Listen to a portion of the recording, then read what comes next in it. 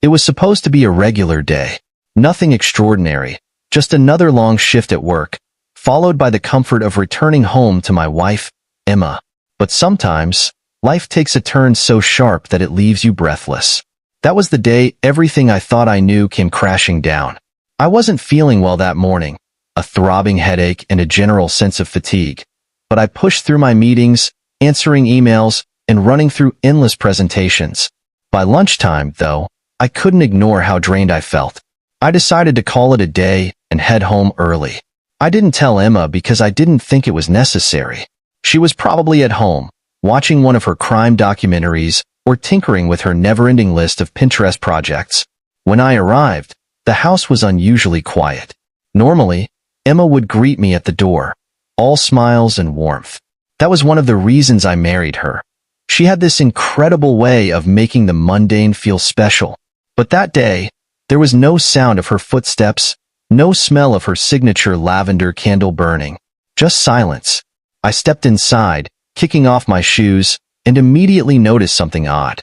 A jacket, my brother Liam's jacket, was draped over the back of the living room chair. My stomach tightened. What was Liam doing here in the middle of the day? Liam was charming and magnetic, but he had a knack for popping up uninvited. I assumed he had dropped by to borrow something or kill time. Still, something about the way the house felt made my skin crawl. Then I heard it. Laughter.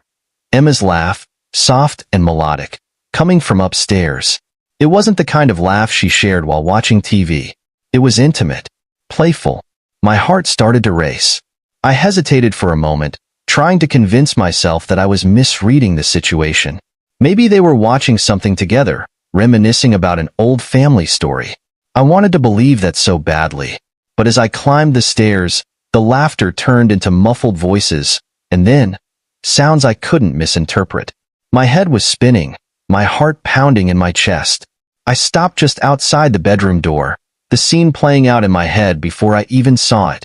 I opened the door slowly, quietly, not knowing what I was walking into but bracing myself for the worst. And there they were, Emma and Liam, tangled in each other's arms, right there in the bed we had shared for years. The air left my lungs. I didn't yell or make a scene. I just stood there, frozen. Liam turned his head, and when his eyes met mine, he didn't flinch. Instead, he smirked. Smirked, like he had won some twisted prize. My own brother. Something inside me clicked. I didn't explode in anger. I didn't scream. I pulled out my phone and said, "I just sent your wife a video of you too." My voice was calm, eerily calm, but every word was a blade. The smirk vanished from Liam's face, replaced by panic. "What did you do?" he stammered, grabbing for his phone.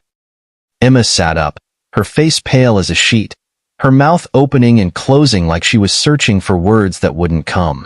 I didn't wait for an explanation. There was nothing to explain. I stepped back, watching as Liam frantically called Clara, his wife. I could hear her yelling through the phone, demanding answers. His voice cracked as he tried to explain himself, his charm useless for once.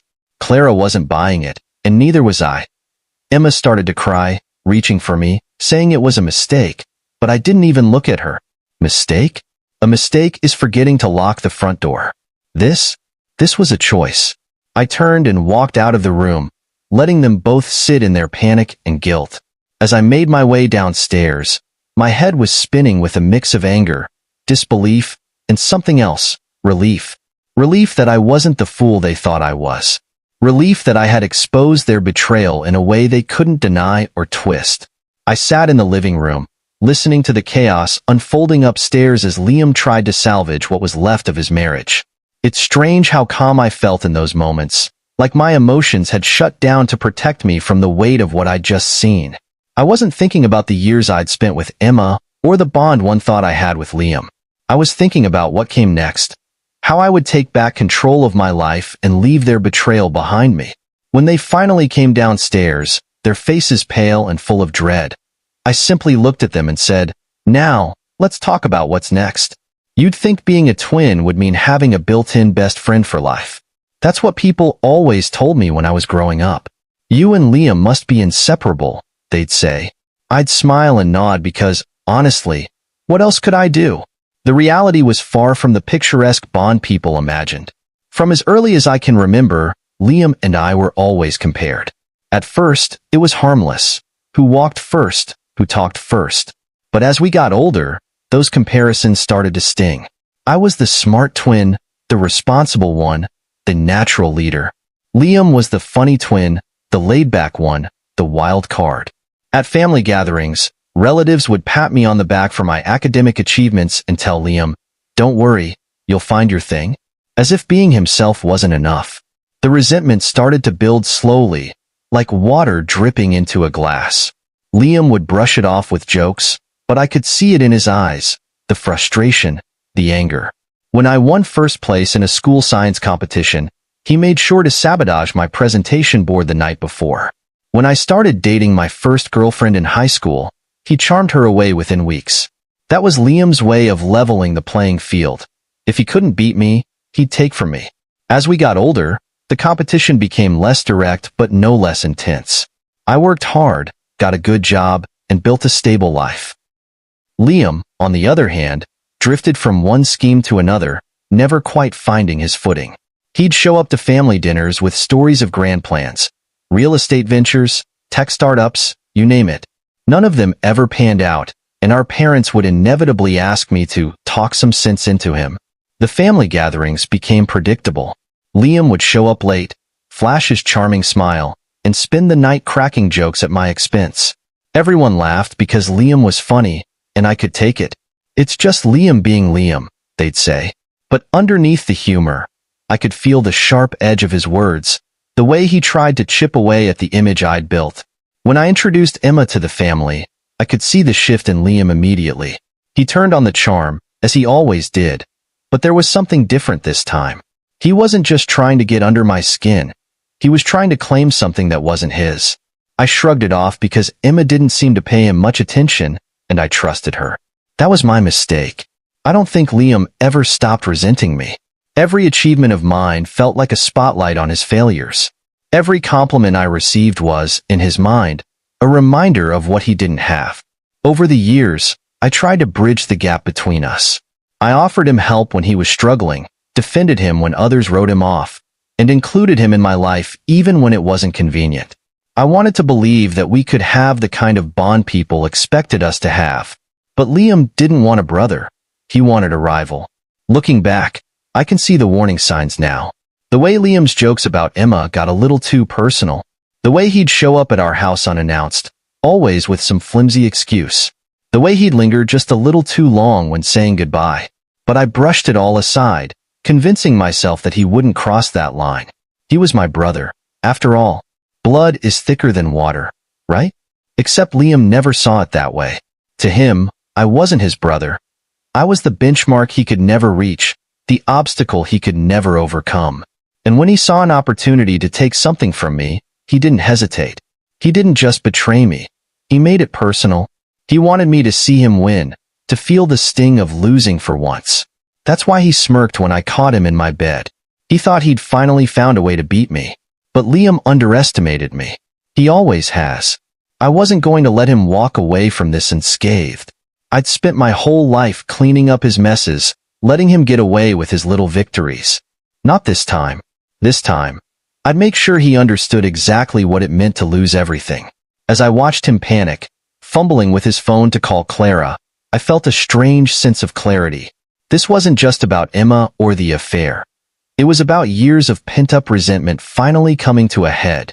Liam thought he could take what was mine and walk away unscathed. But for the first time in his life, he was about to face the consequences of his actions. And I wasn't going to lift a finger to help him. Looking back, I wonder when it started. The affair, I mean, not just the physical part of it, but the connection that grew between Emma and Liam, the one I was too blind to see. Was it that first family dinner where Liam turned up late, flashing his trademark grin and turning every head in the room? Or was it later, during those casual visits when I wasn't home, and Liam always seemed to have an excuse to drop by? Emma met Liam a few weeks after we started dating. I'd always been upfront about having a twin brother, though I hadn't gone into detail about our complicated relationship. At the time, I didn't think it mattered. Emma was warm and grounded, the kind of woman who made everyone around her feel at ease. Liam, on the other hand, was unpredictable, charming one moment, insufferable the next. I didn't think they'd have much to talk about, but I underestimated Liam's ability to command attention.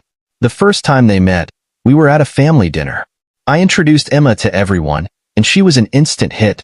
My mom adored her, my dad gave his quiet approval, and my cousins fawned over her. But Liam? He acted like he'd known her for years. He cracked jokes, teased her about her taste in movies, and even made a bet with her over some silly trivia question. Emma laughed at his antics, and I didn't think much of it. That was just Liam being Liam. In the months that followed, Liam started showing up more often. At first, it seemed harmless. He'd drop by to borrow tools or pick up something he'd left behind during a previous visit. But then the visits became more frequent, and his excuses became flimsier. I was in the neighborhood, he'd say, or, I just wanted to check in on you guys. I didn't mind too much. I wanted to believe that Liam was trying to reconnect, to build the kind of relationship we'd never really had as brothers. And Emma, ever the gracious host, welcomed him with open arms. I didn't notice the shift right away. It was subtle at first, Emma laughing a little too hard at Liam's jokes, Liam lingering a little too long during goodbyes. Then there were the private conversations. I'd come home to find them talking in the living room, their heads close together, their voices low. Just catching up, they'd say, and I believed them. Why wouldn't I? Emma was my wife, and Liam was my brother. I trusted them both. There was one moment, though, that stuck with me. We were hosting a barbecue, and Liam had brought his usual flair, flipping burgers with one hand while making everyone laugh with the other. At one point, Emma spilled something on her shirt, and Liam immediately jumped in to help, grabbing a napkin and dabbing at the stain. It was innocent enough, but the way they looked at each other for just a second too long made my stomach churn. I brushed it off, telling myself I was imagining things. But the seed of doubt was planted. Emma and I had always been solid. At least, that's what I thought. She wasn't the type to complain or pick fights, but now I wonder if that was part of the problem. Did she feel neglected? Unappreciated? I worked long hours, sure, but it was for us, for the life we were building together. I thought she understood that. I thought she was happy. But maybe Liam offered her something I couldn't: attention, spontaneity, an escape from the routine of our marriage. It's not easy to admit that your wife might have found something in someone else, especially when that someone else is your own twin. The betrayal isn't just about the act itself. It's about the choices that led to it. The stolen glances, the quiet conversations, the moments of connection that I wasn't a part of. They made choices, small, seemingly insignificant choices, that built a bridge between them and pushed me further away. I think the worst part is knowing that Liam didn't just betray me. He used his understanding of me to get to Emma. He knew my weaknesses, my blind spots. He knew when I was too busy to notice the cracks forming. And Emma let him in, knowing full well what it would mean for us, for our marriage. By the time I caught them in bed together, their connection was no longer a question. It was undeniable. Liam's smirk when he saw me wasn't just arrogance. It was a declaration. He wasn't sorry. He wasn't ashamed. He was proud of what he'd taken from me, as if this betrayal was some twisted form of victory. But Emma? Her face told a different story. There was guilt, sure, but also something else: regret. Not for the betrayal itself, but for getting caught. She had made her choice long before that moment, and now she was left to face the consequences. Whatever connection they had, whatever spark or thrill she thought she'd found with Liam, it wasn't worth what she was about to lose. And that's what I held on to as I walked out of that bedroom. They could have their connection, their shared secrets and stolen moments. I didn't want any part of it. Let them deal with the fallout. I had bigger things to focus on: my dignity, my sanity, and my future without them. The moment the words left my mouth, "I just sent your wife a video of you too," everything changed. Liam's smirk, that smug, infuriating smirk, evaporated faster than I could have hoped. His face twisted in shock and panic, and for the first time in our lives, I had the upper hand. What did you do?" Liam stammered, reaching for his phone with trembling hands. He fumbled with the screen, muttering under his breath as he desperately tried to call Clara, his wife. Clara, strong, intelligent, fiercely independent Clara, wasn't the type to tolerate betrayal, and Liam knew it. His voice cracked as he said her name, his bravado crumbling before my eyes. I leaned against the wall, arms crossed, watching him unravel. "Go ahead," I said, my tone cold and deliberate. "Call her. See how that works out for you." The phone rang once, twice, and then Clara picked up. Even from where I stood, I could hear the venom in her voice. "What the hell is this, Liam?" she barked. "What am I looking at?" Liam's face turned a shade paler, and he stammered, "Clara, listen. It's not what it looks like." I couldn't help but let out a bitter laugh at that. Not what it looks like. The audacity. Liam shot me a glare, but it held no power. He knew he was cornered, and there was no way out. Not what it looks like? Clara's voice was loud enough now that even Emma could hear it from the corner where she stood, frozen and pale. "You're in bed with your brother's wife, Liam. What part of this isn't what it looks like?" Liam floundered, searching for words, but Clara wasn't done. "You're disgusting. Do you hear me? Disgusting. Don't come home. Don't even think about it. I'm done." The call ended with a click, and the silence that followed was deafening. Liam stood there, phone still pressed to his ear, as if willing Clara to call back. But she wouldn't. He knew it. I knew it. Emma finally found her voice, whispering, "Liam, I didn't mean for this to happen." I cut her off. "Don't bother," I said, my gaze fixed on Liam.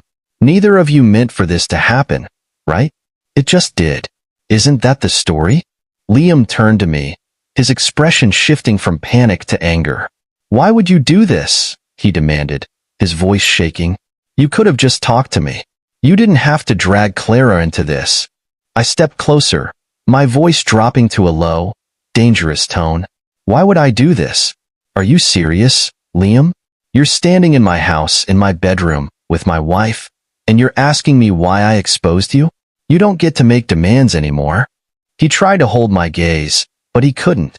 His shoulders slumped, and he sank onto the edge of the bed like a man who just realized how far he'd fallen. "Clara's going to leave me," he muttered, almost to himself. "Good," I said bluntly.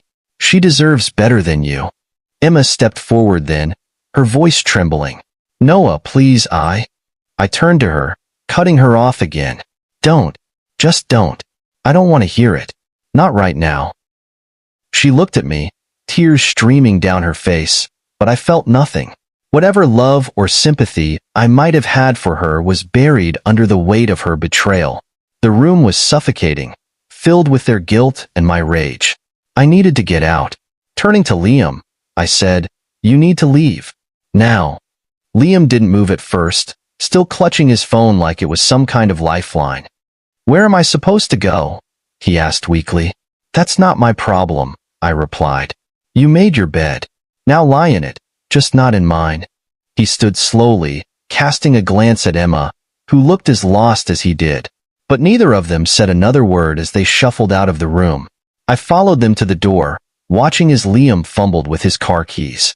As he climbed into his car, I leaned against the doorframe and said, "Oh, and Liam, Clara's a smart woman. She'll make sure you lose everything. You might want to prepare for that." He didn't respond, didn't even look at me. He just started the car and drove away, leaving me standing there in the doorway, my mind racing. I didn't know what came next. I didn't have a plan yet. But for now, I was content with one thing.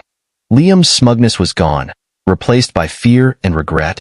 He wasn't the one in control anymore. I was. And I intended to keep it that way. When the door closed behind them, the silence in the house was deafening. I stood there for a moment, staring at the space they had just occupied, trying to process the whirlwind of emotions raging inside me. Anger, betrayal, sadness, relief. It was a strange mix, but the one thing I didn't feel was regret. Exposing Liam and Emma for what they had done wasn't just the right thing to do. It was necessary. I walked back to the living room and sank into the couch. My body felt heavy, like all the energy had been drained from me. My phone buzzed on the coffee table, and I instinctively reached for it. It was a message from Clara. "Thank you for telling me. I'll handle him from here." Short, direct. Clara wasn't one to waste words, And that message confirmed what I already knew. Liam's life was about to implode. Clara was a fighter, and she wouldn't let him off easy. For a moment, I almost felt bad for him. Almost. But then I remembered the way he smirked at me, so sure of his victory. That moment would be etched into my mind forever. I thought about calling my parents. They deserved to know what had happened, didn't they? But then I hesitated. How do you even start that conversation? Hey, Mom and Dad, guess what? Liam's been sleeping with my wife. No, I couldn't do that. Not yet. This was a mess I needed to sort out on my own, at least for now. The hours passed slowly, the house feeling emptier than ever. I wandered into the kitchen, absent-mindedly opening cabinets and closing them again. I wasn't hungry, but I needed to do something, anything, to distract myself. My mind kept replaying the scene over and over, each time amplifying the pain. Emma's betrayal hurt, but Liam's? That cut even deeper. He wasn't just my brother. He was my twin. We'd shared everything, birthdays, childhood memories, inside jokes. And yet, here he was, throwing it all away for what? A fling? A chance to win some imaginary competition he'd been having with me his entire life? I couldn't stop thinking about the way he'd looked at me when I walked into the bedroom. That smirk. It wasn't just arrogance, it was triumph. Liam had wanted me to see it, to feel the full weight of his betrayal. And that's what stung the most. As the sun began to set, I realized I couldn't sit in this house any longer. It wasn't just the silence, it was the memories. Everywhere I looked, there was a reminder of the life I thought I had. The dining table where Emma and I had shared countless meals. The couch where we'd binge-watched our favorite shows. Even the bed upstairs, now tainted by their betrayal. I grabbed my keys and drove aimlessly for a while, letting the hum of the engine drown out my thoughts. Eventually, I found myself parked outside Clara's house. I didn't plan to come here, but it felt right. I got out of the car and knocked on the door. Clara opened it, her face a mixture of anger and exhaustion. She didn't say anything at first, just stepped aside to let me in. I followed her to the living room, where she sank into an armchair and gestured for me to sit. "Do you want a drink?" she asked, her voice flat. "Sure," I said, though I wasn't sure what I needed more, whiskey or water. She returned with 2 glasses of wine, handing one to me before sitting down again. We sat in silence for a moment, both of us staring at the floor. Finally, Clara spoke. "I always thought he might do something like this. I didn't think it would be with her." I nodded, taking a sip of the wine. I didn't think Liam could sink this low, but I guess I shouldn't be surprised. Clara laughed bitterly. "He's always been jealous of you, hasn't he? I mean, I've seen it over the years. The way he tries to one-up you, the way he talks about you. I just didn't think he'd go this far." "Neither did I admitted. "But here we are." We talked for hours, sharing stories and filling in the gaps. Clara told me how Liam had been acting distant lately, how he'd started coming home later and later. I told her about the subtle signs I'd missed with Emma, the private conversations, the lingering glances. By the time I left, we both felt a little lighter, though the pain was far from gone. When I got back home, the house was just as I'd left it, quiet and suffocating. But now, there was a sense of resolve building inside me. This wasn't over, not by a long shot. Liam and Emma had made their choices, and now it was time for them to face the consequences. I wasn't sure what the next steps would look like: divorce papers, family fallout, endless explanations. But I knew one thing for certain. I wasn't going to let this break me. Liam thought he'd won, but the game wasn't over. Not yet. The next few days passed in a blur of phone calls, paperwork, and endless thoughts. I knew what had to be done. I couldn't stay married to Emma after what she'd done, and I certainly couldn't maintain any semblance of a relationship with Liam. The betrayal had cut too deep, leaving wounds that even time wouldn't heal. Filing for divorce wasn't an easy decision, but it was the only option. I contacted a lawyer the morning after the fallout. The conversation was clinical, devoid of the emotional storm I felt brewing inside. The lawyer asked questions about assets, custody. Thankfully, Emma and I didn't have children, and evidence. When I mentioned the video, they assured me that it would make things swift and definitive. Emma didn't fight me on it, which was surprising. She seemed almost resigned when I handed her the papers. "I deserve this," she said, her voice barely above a whisper. For once, I agreed with her. She packed her things quietly over the next few days, each box she carried out feeling like a piece of closure. But Liam? Liam didn't make it easy. It started with phone calls, dozens of them. At first, they were angry. "Why did you have to send the video to Clara?" he shouted the first time I picked up. "You've ruined my life." I hung up. He called again. "I wasn't trying to hurt you, Noah. It just happened. Can't we move past this?" Move past this? The sheer audacity of those words nearly made me laugh. I told him never to contact me again, but Liam wasn't one to take no for an answer. When the call stopped working, he showed up at my door. I didn't let him in. Instead, I stood on the porch, arms crossed, watching him squirm. "What do you want, Liam?" I need to talk to you. Face to face," he said, looking genuinely desperate. "There's nothing to talk about," I replied coldly. "You made your choices. Now live with them." "Noah, please," he begged, but I slammed the door in his face. It wasn't out of anger, not entirely. It was about self-preservation. Letting Liam back into my life, even for a moment, felt like inviting a snake into my home. Meanwhile, Clara was taking Liam to court. She wasn't just filing for divorce. She was going for everything. Alimony, a share of his assets, even the house. And honestly, I was rooting for her. If anyone deserved to walk away with nothing, it was Liam. Our parents, of course, got involved. They were devastated when they found out, though not entirely surprised. We always knew Liam was difficult, my mom admitted during one of our strained conversations. But this? I don't even know what to say. Dad was less forgiving. "He's dead to me," he said bluntly. "You don't do that to family." It should have felt good to have their support, but it didn't. Nothing about this felt good. Emma, for her part, tried to stay out of the spotlight. She moved in with a friend and avoided contact with anyone in my circle. Occasionally, I get a message from her, an apology, a plea for forgiveness, but I never responded. What was the point? Forgiving her wouldn't change what she'd done. The legal proceedings moved quickly, thanks to the mountain of evidence against both Emma and Liam. By the time the divorce was finalized, I felt a strange sense of relief. It wasn't happiness, exactly, but it was close. Clara and I kept in touch throughout it all. She was a force to be reckoned with, handling the situation with a grace and strength I could only admire. We met a few times to exchange updates and vent about our shared frustrations. Those conversations were a lifeline, a reminder that I wasn't alone in this mess. One evening, over coffee, she asked me, "Do you ever think they regret it?" I thought about it for a moment before answering. I think Liam regrets getting caught. I think Emma regrets losing the life we built. But do they regret what they did? I don't know. And honestly, I don't care. Clara nodded, her expression thoughtful. "Yeah, I feel the same way." By the time everything was settled, divorce finalized, assets divided, ties cut, I felt like I could finally breathe again. The weight of their betrayal was still there, but it was lighter now, less suffocating. I'd survived the storm, and for the first time in months, I could see a glimmer of light on the horizon.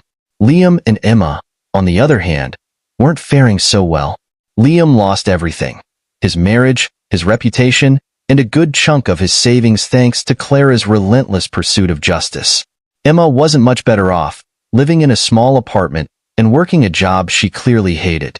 And me? I was rebuilding. Slowly but surely, I was finding my way back to myself. The wounds they left would take time to heal, but I was determined not to let them define me. I was free, and that freedom was worth every painful step of the journey. After the legal dust settled, life felt eerily quiet. The divorce was finalized, the assets were divided, and Emma was officially gone. Yet, the emptiness in the house was suffocating. Every room felt haunted by memories, both the good ones that now felt like lies and the bad ones I hadn't realized were forming until it was too late. I didn't want to live in a place so deeply tied to betrayal, so I started making changes. The bedroom was first. The bed, the curtains, even the paint on the walls. It all had to go. I tore it down piece by piece, replacing it with things that felt more like me. It wasn't just about redecorating. It was about reclaiming my space, my identity, my life. But healing wasn't as simple as swapping out furniture. The betrayal left scars deeper than I expected. Some nights, I'd sit on the couch and replay the scene in my head. Liam's smug smirk, Emma's pale face, the sound of Clara's furious voice on the phone. It was a loop I couldn't shut off. Clara and I kept in touch. It started with updates on the legal proceedings, what the lawyers were saying, how the divorce settlements were progressing. But over time, our conversations grew more personal. We shared our frustrations, our pain, and even moments of dark humor about the mess Liam and Emma had created. "I can't believe I married someone so blind to consequences," Clara said during one of our calls. "You and me both," I replied. "But hey, at least they have each other now." We both laughed, though there was no joy in it. Liam and Emma's downward spiral was hard to ignore. Liam lost everything. His wife, his reputation, his financial stability. Clara made sure of that. Her lawyer was relentless, and Liam ended up paying dearly, literally and figuratively. He had to sell his car, move into a cramped apartment, and take on multiple part-time jobs just to scrape by. Emma didn't fare much better. She moved into a tiny, run-down apartment across town and picked up a job at a local cafe. I heard through mutual acquaintances that she wasn't handling things well. She looked tired and withdrawn, a shadow of the vibrant woman I once knew. One day, Clara and I met for coffee, and the conversation turned reflective. "Do you think they're happy now?" she asked, stirring her drink absently. I thought about it for a moment before answering. I don't think they even know what happiness is. They thought their affair was exciting, something worth risking everything for. But now, they're just dealing with the fallout. Clara nodded. "It's funny, isn't it? They thought they were so clever, so untouchable, and now they've got nothing." It was true. Liam and Emma had thought they could build something out of betrayal, that their connection could withstand the wreckage they caused. But the weight of their choices was too much. Their relationship crumbled under the pressure. I heard through the grapevine that they'd started arguing constantly, their once secret affair now a public disaster. Liam, who had always relied on his charm to get by, found himself alone. People who once admired him for his charisma now saw him for what he was, a man willing to betray his own brother. Emma, meanwhile, seemed to drift through life, unable to hold on to anything meaningful. As for me, I was rebuilding. Slowly, piece by piece, I started to find myself again. I threw myself into work, rediscovered old hobbies, and spent more time with friends who reminded me of the person I used to be. I even started volunteering at a local shelter, something I'd always wanted to do but never made time for. Clara became a big part of that journey. Our shared experience created a bond that was hard to describe. She understood the pain, the anger, and the lingering doubts in a way no one else could. Over time, our conversations became less about Liam and Emma and more about ourselves. One evening, as we walked through a quiet park, Clara said something that stayed with me. "You know, I used to think what they did would define me forever, that it would be this black mark on my life. But now, I see it differently. They're just a chapter, not the whole story." She was right. Liam and Emma were a part of my story, but they weren't the end of it. Their betrayal had hurt me deeply, but it also forced me to grow in ways I never thought possible. Eventually, the pain began to fade. It didn't disappear completely. Some wounds never fully heal, but it stopped consuming me. I learned to laugh again, to find joy in the small things, and to open myself up to the possibility of a brighter future. As for Liam and Emma, they became distant memories, remnants of a past I no longer cared to dwell on. Their lives continued to spiral. Liam lost job after job, his once celebrated charm now useless. Emma, burdened by guilt and regret, faded into obscurity. Their relationship, built on lies and betrayal, couldn't survive the reality they created. I moved forward, leaving their chaos behind. My days became brighter, my steps lighter. I wasn't defined by their actions anymore. They were just two people who made choices that destroyed their lives, but not mine. I had reclaimed my story, and I wasn't going to let them write another word of it. Freedom. That's what I felt as I closed that chapter. True freedom. For the first time in a long time, I was living for myself, and for that, I was grateful. Life after betrayal isn't about erasing the pain. It's about learning how to live with it and move forward. As time passed, the wounds left by Emma and Liam began to heal. They didn't disappear entirely, scars like that never do, but they became less raw, less consuming. For the first time in years, I felt like I could breathe again, like I could live without constantly looking over my shoulder or questioning everything I thought I knew. I threw myself into rebuilding my life, not just physically but emotionally. The house I had shared with Emma felt like a museum of memories I no longer wanted to keep, so I made it mine. I replaced the furniture, repainted the walls, and turned it into a space that reflected who I was now, not who I had been with her. It wasn't just about aesthetics. It was about reclaiming my identity, piece by piece. My focus shifted to things that truly mattered. I reconnected with friends I hadn't seen in years, picked up hobbies I'd long forgotten, and even started mentoring at a local youth center. It was rewarding to invest my energy into something meaningful, something untainted by the betrayal I'd endured. Slowly but surely, I began to rediscover who I was outside of the shadow of Liam and Emma's actions. Clara remained a constant presence during this time. What started as shared pain over our ex-spouses grew into a genuine friendship. We didn't need to talk about Liam and Emma anymore. They had become little more than footnotes in our conversations.